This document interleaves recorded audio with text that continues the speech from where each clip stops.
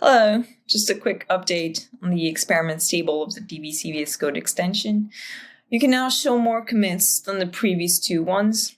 You just have to click on the show more commits button right here, and it'll add 2 more commits every time you click on it. So hopefully the commit you're looking for is not too far back, but you can show as many commits as you want that way.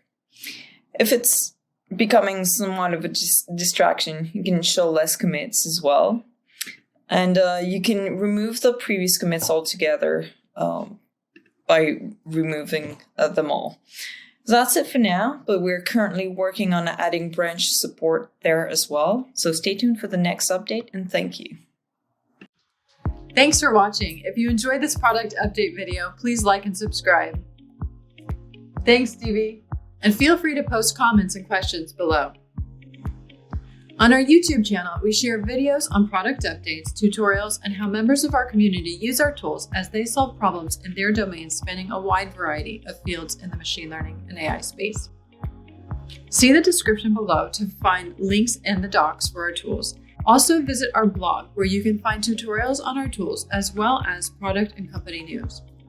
Join our Discord server to get support, help others grappling with the same issues as you, connect with other like-minded folks, and discuss our tools or other topics in the MLOps space.